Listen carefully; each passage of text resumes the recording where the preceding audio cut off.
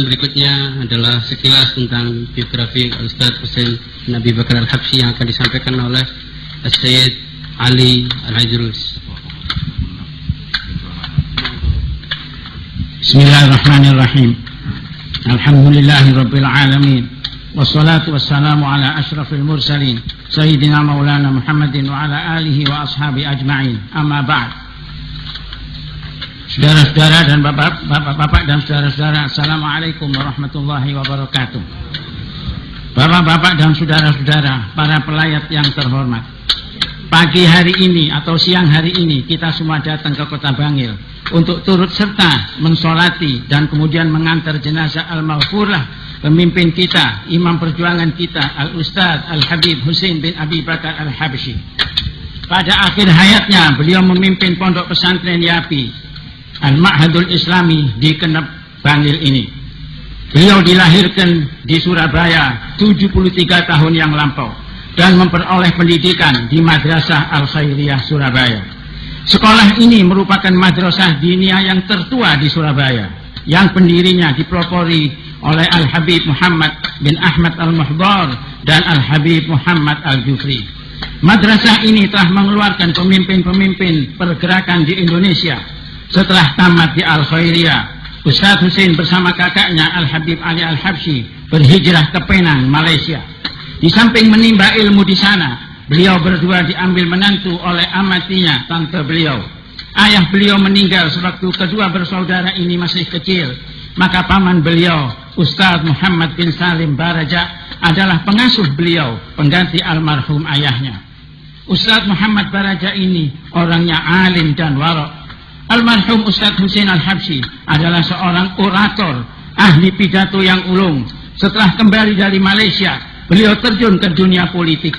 Beliau masuk partai politik Masyumi. Beliau masuk dalam jajaran pimpinan teras Masyumi. Pada pemilihan umum yang pertama, tahun 1955, beliau terpilih sebagai anggota konstituante. Beliau dipercaya untuk memimpin Komisi Hak-Hak Asasi Manusia yang sekarang ini, kalau saudara baca di koran-koran, beliaulah orang yang pertama diserai untuk memimpin komisi tersebut. Maka tatkala Muhammad Nasir berhijrah ke Sumatera karena intimidasi PKI dan Orde Lama, pimpinan fraksi Masyumi di konstituante diserahkan kepada beliau dan beliaulah yang memimpin komisi tersebut.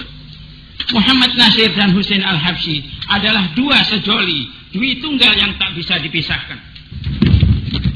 Setelah Masyumi membubarkan diri karena peraturan dan ancaman Soekarno, beliau beralih ke bidang dakwah dan pendidikan. Beliau bersama Bapak Hadi bin Hadi, Bapak Dr. Masduki Sulaiman, Bapak Dr. Suherman, dan Bapak Hasan bin Abdullah As-Segaf mendirikan YAPI, Yayasan Penyiaran Islam. Begitu efektifnya YAPI sampai dapat menjangkau seluruh dunia Islam. Salah satu tokoh YAPI ialah Dr. Umar Hashim. Beliau pernah memimpin pesantren di Bondowoso, kemudian mengelola perguruan At-Tarbiyah di Surabaya, dan terakhir mengasuh pesantren YAPI di Kenep Bangil ini.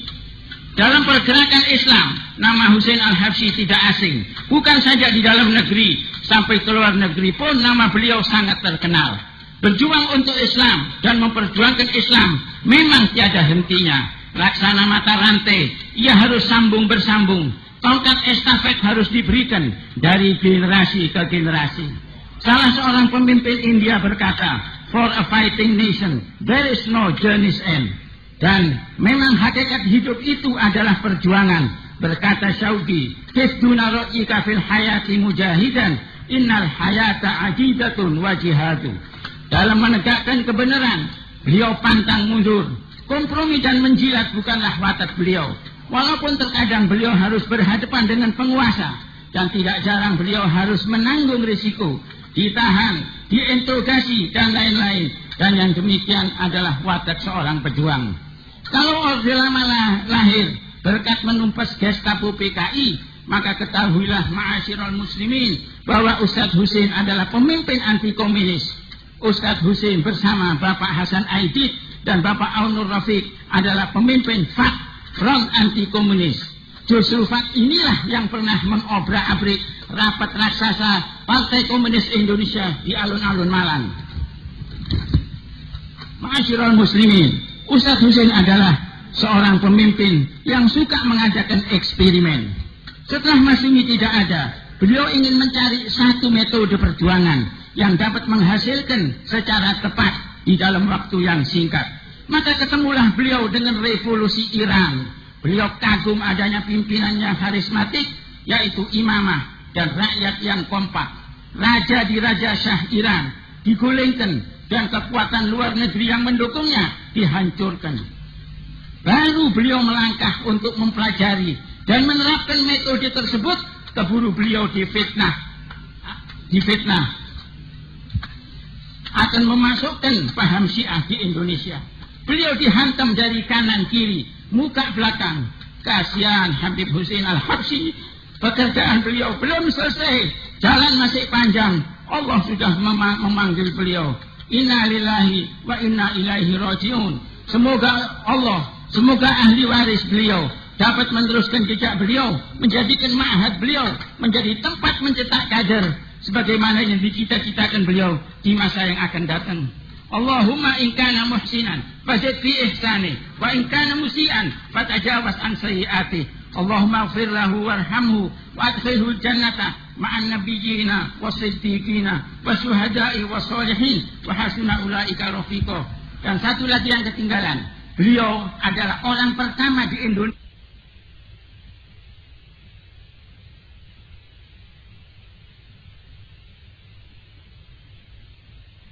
wasiddiqina wasyuhada'i wassalihin wa hasuna ulaika rafiqa. Dan satu lagi yang ketinggalan, beliau adalah orang pertama di Indonesia ini yang menghantam Ahmadiyah. Bukunya sudah terbit, mungkin saudara-saudara generasi yang belakangan ini tidak mengenal perjuangan beliau.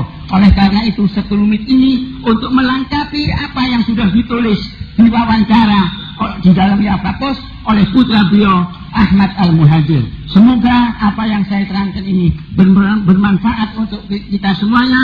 Dan akhirul kalam, kurang lebih saya minta maaf. Wassalamualaikum warahmatullahi wabarakatuh. Dari Said Hasan Al-Idrus dari Jakarta. Waktu dan tempat yang bersama.